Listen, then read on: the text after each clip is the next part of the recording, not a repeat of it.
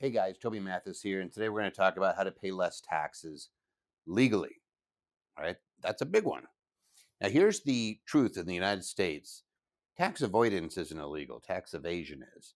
Tax avoidance means you can do anything you want that's legally allowed to reduce the amount of taxes that you pay. Like you may defer them, for example, using an IRA, pension plan, a 401k. I'm going to pay tax on it eventually. In fact, realistically, I may even pay more taxes on it because I have more money. But Congress, in its infinite wisdom, said, hey, we'd rather get paid more later than a little bit now. And so they're created these vehicles to allow you to defer. Or, hey, they have incentives for things like giving money away or investing in certain types of activities. Maybe it's solar credits. Maybe it's real estate professional status and getting a non-passive deduction against all your other income sources. Maybe it's I'm just going to use a vehicle like an S corp, an LLC, whatever. There are a ton of incentives built into the code, and I want to just take a time out real quick and talk about the code. The Internal Revenue Code 26 USC. You can just go in there and read it away. It is more than 20,000 pages with more than a million pages of interpretation. You look at one of those pages and it's one of those things where you better be drinking a little bit of wine while you're doing it because it's like reading poetry. God knows what they're saying half the time. And that's why you need all the interpretations. It's courts, it's regulations, it's Q&A, like regulations you can rely on.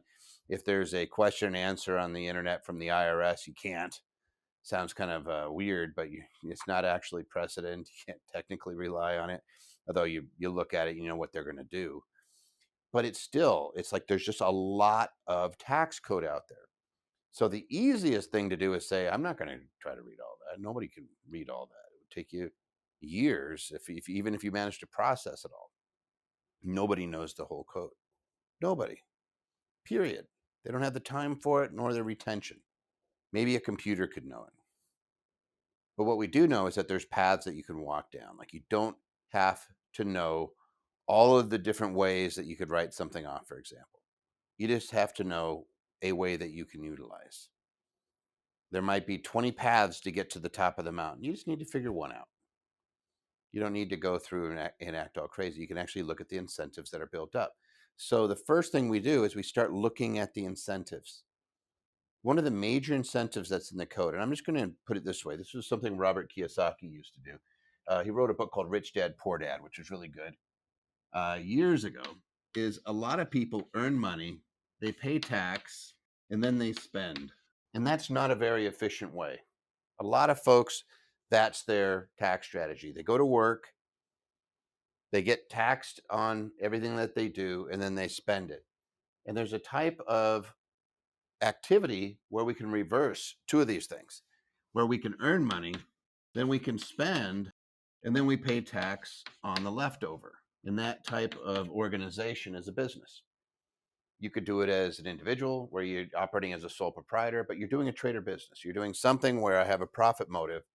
And all of a sudden, I can start changing the way that I am being processed, the way that I'm processing money. So, in a real fancy way, I'll show you guys kind of like a visual. If a lot of people, probably 80% plus, 80% plus of people, the money just goes right into their personal realm. And it's them, their family, their business, their retirement, which is AKA a savings account, maybe. Everything's going in here. And that's their plan. That's probably 80% of the population. And the problem with that 80% is that they're going to need assistance of some sort from family members, or they're going to need assistance from government. They're going to be relying on the Social Security because this just is not efficient. It's not an efficient way to operate. You're gonna like we already know what the tax rates are. It's about 29% on average. If anybody ever tells you half the people don't pay federal taxes, it's just wrong. Anybody who gets a paycheck, you're automatically paying 15.3% in old age, disability, and survivors, Medicare. You're automatically getting hit with those things. So it's like That's a lot of tax before we even start looking at federal income taxes.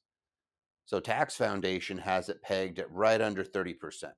It's a large amount. Plus, you have your state and everything else. It makes it very, very difficult to operate up here.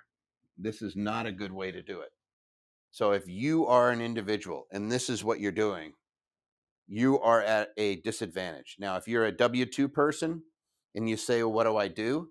You either, it's side gigs and it's starting to convert some of your expenses, things that you might, hey, I'm already going to have a cell phone, right? I'm already going to have some of these things. Set up a business and have it reimburse you. Just, you have to make money in that business. You have to have a profit motive. And I should strike that. You don't have to make money, but you have to be intending to make money, and you have to show earnestly that you were trying to make a profit. Otherwise, certain types of businesses, they would undo it and they would say, hey, you're limited to, your expenses are limited to whatever you made. So if I set up a side gig and I started doing what would be a good side gig? What if I just started delivering food or packages or whatever?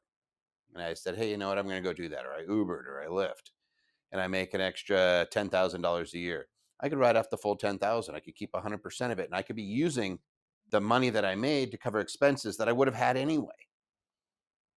That's how it works. It's actually that powerful.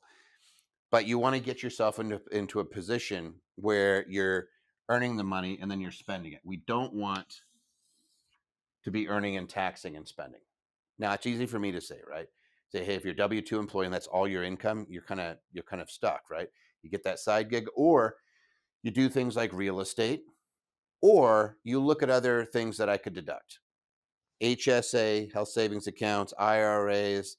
Are there any things that I can put money into? Do I give it to a charity? Do I open up my own charity? Could I lower my income doing that? Yes, I absolutely can. I get this all the time. Somebody will come in and they'll be a high income earner, high net worth client. Hey, I'm making $1 million a year, but I work for a hospital. My accountant says I can't do anything. And I always look at him and go, yeah, of course you can do something.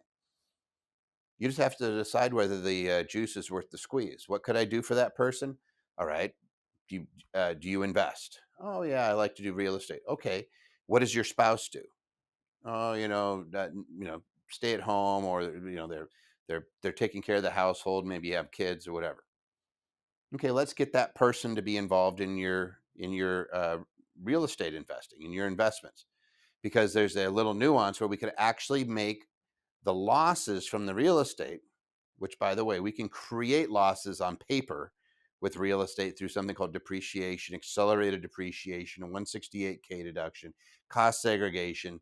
There's these mechanisms where we can unlock about 30% of your purchases and write them off. And you say, well, but my accountant told me I can't use that against my income. You can under certain circumstances. And if your spouse qualifies as a real estate professional and we've dot some I's and cross some T's, boom, you're going to get to be able to write that off. What if it's $100,000 a year? Okay. It's probably going to save you 37,000 plus. That I would take that. I would take that in a heartbeat, but that's how you end up having to do it. Or you say, let's say it's big income person. And you say, well, let's take a look at your estate. What kind of legacy are you going to create? Oh, what do you mean a legacy? What do you like to do? Oh, my family, we've always given, and this is kind of the things we like to do, or we like to go down and work in these areas, or I help people in the community. I never really care about it. I'm like, great, let's set up a nonprofit. Well, why would I do that? Because I can write off everything I put into it. Last year, I should say, 2021, you could actually write off 100% of your adjusted gross income. This year, 2022, or whatever year you might be sitting at this, there's going to be a different percentage. 2022, it's 60%. But every year, it's somewhere in there, 50%, like where you can write off literally half of your income. I could write a check and give it to my charity or my foundation, depending on which way I want to go, and I could write off a significant amount of my income. So again, here's Richie Rich making $1 million a year, and you say, stroke a check, create this foundation. Why would I do it? Let's have the kids work for the foundation. Let's go out and do good. Well, what do I have to do with the money? You can invest it as long as the foundation is doing something good. Now, there's different flavors. Like if you're a private foundation and you don't want to do anything, you just have to give away 5% a year. But if you're a public charity, hey, we like to do something in the community. I have a ton of them. Even low income housing or moderate income housing, veterans housing, transitional housing, all those are nonprofit activities. You could be doing something, let's say that it's the doctor and they like giving their time. Great. Set up a nonprofit for a medical related, thing where you're going out and you're trying to effectuate positive change in the community. It could just be education. Hey, you know what? I'm going to go out and I'm going to teach on something that I really think is important. I have a major attorney that makes a ton of money and has always been focused in on on traumatic head injuries for kids. So does all these helmets for kids constantly, going out in the community and raising money and doing things like that to do helmet drives and things like that. Yeah, you could be donating huge amounts of money in there. It doesn't mean it's gone. It means it's in a charitable organization. And the good news is that you get a big write off. The bad news is it's in the charitable organization. It's going to be used for charitable purposes unless you pay it back out to yourself and your family in the form of a salary or wages. It has to be reasonable, but you are entitled to get that money back over time. What a lot of folks do is when they're in the prime of making their funds, like, hey, I'm just killing it right now. I'm making, X dollars a year, but I'm going to do that for maybe 10 years. That's where you really want to be pushing a lot of it aside. And then there's a big bucket of money in an organization that's a second career that you might actually want to do. Hey, I love doing and helping out in the community, or hey, I really love working with veterans. Fantastic. Put a big pile of money. You're saving, 40 cents on the dollar every time you do it. Set it up, allow it to accumulate, allow it to grow. And there's some rules to follow and things like that. But once you get that, you could literally set it up so that when you retire, you have an income stream. Sounds eerily like a 401k, doesn't it? It's because it's an exempt organization. It's the same thing, except instead of in a 401k where you get required minimum distributions, in this particular case, you're entitled to compensation as long as you're doing the charitable activity, or you're still entitled to charitable to compensation, even if all you're doing is giving it away to other charities. Doesn't matter. But now I have an easy income stream. Or more often than not, I've done thousands of these. It's just a way for you to put money aside where you're cutting your taxes. Now, those are some on the individual side. Now, let's go to the reality. If you have a business, the business, I mentioned the 80%. Here's where the 20% are. And where that goes in is it's usually they're making their money and it's going into some sort of business. And so they have some sort of family business, or that maybe that's where they make their money. And now they have some choices. They can put money aside, obviously, for taxes if they want, and they could put it aside and pay it quarterly. They could put it aside and put it into other investments, but earmarking it for that. You could also be doing retirement plans. Let's see if I could actually write it. So you might be doing your old 401k. You might be doing a defined benefit plan and putting major bucks in.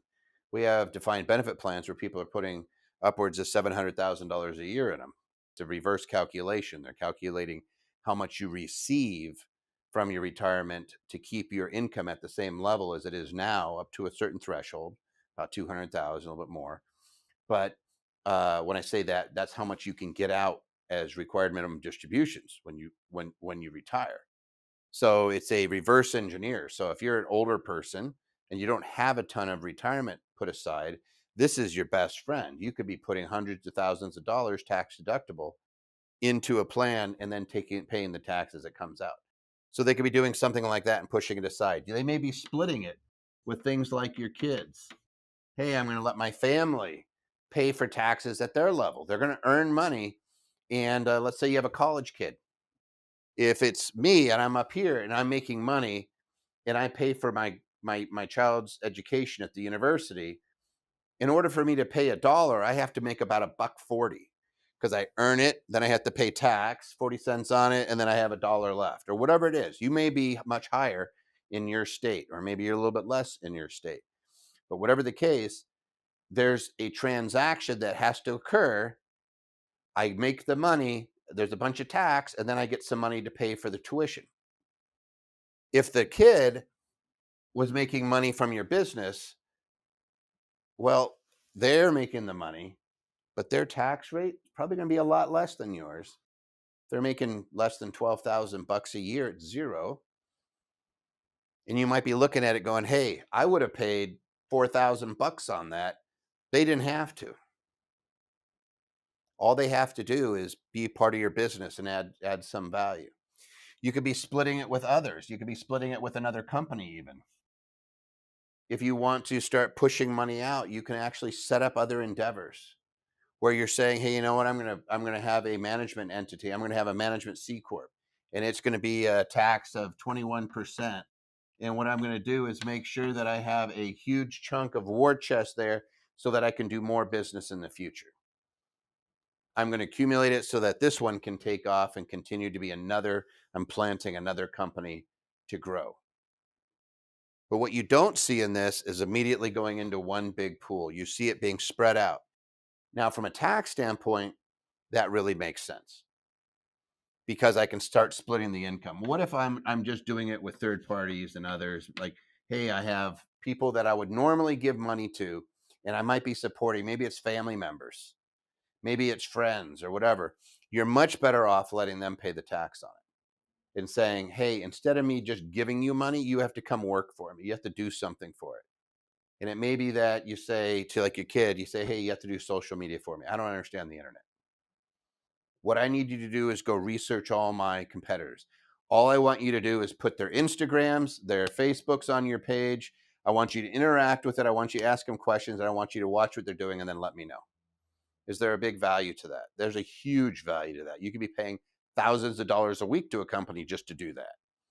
Yeah, good way to get your kids involved or third parties. Maybe it's your brother-in-law or whatever. What it does is it gets it out of your realm. The other thing that business does is it manages to distill something. And this is a really interesting concept. And this is when you're using something called, let's just say that this is an S Corp. Let's just say that's an S Corp. It enables me to eliminate a big chunk of something called old age, disability, and survivors in hospital insurance. It's Social Security. What this is 15.3%. And with an S Corp, I can eliminate about 2/3 of it. So if I'm over here and I make 100,000, let's say I make $100,000. The math on this is actually going to be closer to $14,000, 14,100 that I'm going to pay in Social Security on that 100,000. So on $100,000, just remember, they never talk about Social Security, just on the FICA tax.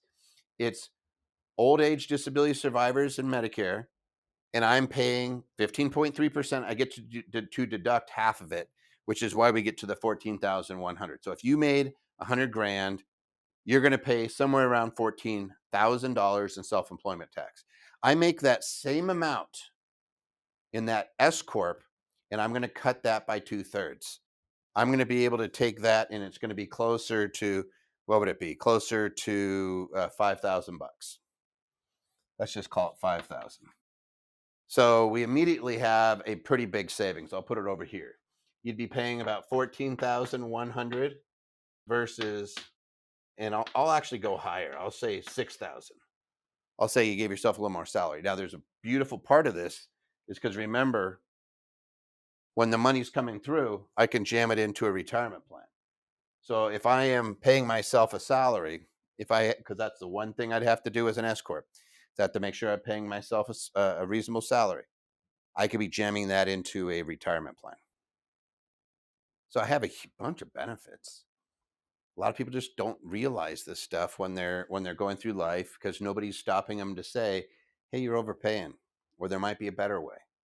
I'm going to leave you with one analogy, and I've used this for years and seems to resonate with people, so hopefully it'll resonate with you. So it used to be that you would fly in to go to Disney World. You'd fly into Orlando Airport. And when you'd leave the airport, let's say you got a rental car or whatnot, and you leave the airport, there's a bunch of signs that take you to Disney World.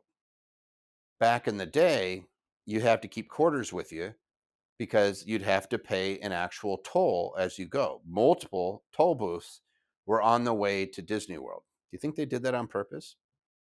They set it up to one of the most, like, here's this tollway, and you leave the airport and you're going to Disney World and you're getting stopped by 2 or 3 of these things. Can't remember how many, but it was a bunch. And it used to have a thing that looked like a urinal and you throw the coin into it, right? Now they just take a picture of your license plate. You just, hey, I get magically billed for it. Well, there's a road called Sand Lake Road that runs parallel. It's literally the first exit out of the airport. And if you took it, you could go to Disney World without hitting any toll roads. You had surface streets you had to go down, so you might take you a little longer, and you might have a couple red lights or something like that. Like you have to go through some lights, right?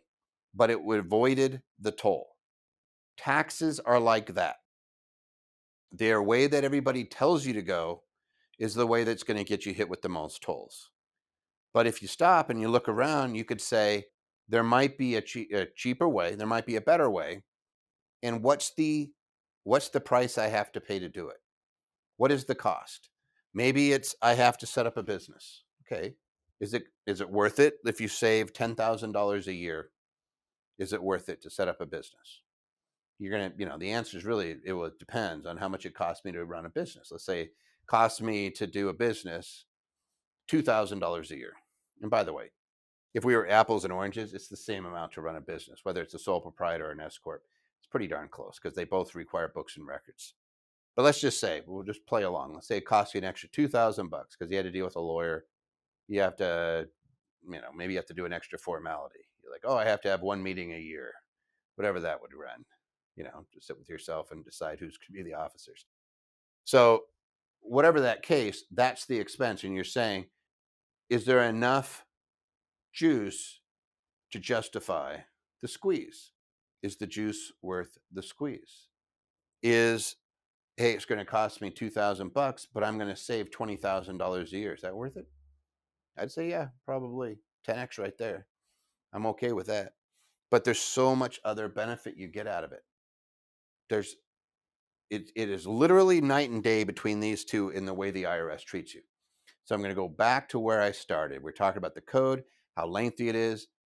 The code is filled with nuggets of gold all throughout it. And you just have to choose which gold is worth mining. If it's cruddy gold that's way too costly to mine, you're not going to do it. Hey, I don't get enough benefit. It's not worth it. But just knowing that there's tons of nuggets out there, and there are a ton of nuggets in the business realm, aren't you interested to see whether or not it might make sense for you? For the most part, anybody out there that's doing investing or runs a business, it's not even close. They come in and they actually start doing comparisons. The tax savings are so significant, it's ridiculous. And there is an old adage that makes a lot of sense. If you're an investor, especially a real estate investor, the old adage was if you're paying taxes, it's because you don't own enough real estate. The reason they say that is because with real estate, we can depreciate something we may not even have paid for yet. We may have taken a loan out to buy a building, $1 million building. I may be entitled to, even though I didn't put $300,000 into it, even though I didn't even come out of pocket $300,000, I may be entitled to a $300,000 loss in that first year. Not uncommon. And I get this big loss. Well, what am I going to do with it? It depends on your scenario, but it's a lot nicer than getting hit with imaginary income. Again, I'm up here and I'm making money and I'm just getting hammered with federal taxes, state taxes, Social Security taxes. By the time I'm done paying taxes, there's not a lot of money left, and I'm supposed to live off of it. When you start operating down here, you realize there's a lot more cash. And I don't mean like cash as in like, physical coins and dollars. I mean, you just have more money. You'll have more money in your account. You'll be able to have more control over it. You'll have more opportunities to do retirement planning for yourself. You'll have more opportunities to minimize your tax burden because the code has lots of nuggets of gold for those folks. And that's what I want to leave you with. There's lots of nuggets in them that are mountains. And all you have to decide is, do I want to pick up a pickaxe and go get some of it? And that's up to you. We're here to help be your guide if you need it. If you like this type of information, like, subscribe, click that little bell, and you'll get new videos all the time as we put them out. If you want us to hit a certain subject, go down to the comment area and let us know what you want us to cover. Any topic, any specific thing that's tax, asset protection, or business related, we'd love to get ideas from you. But if you think anybody else could benefit from this, share it with them, please. And this is how to save taxes.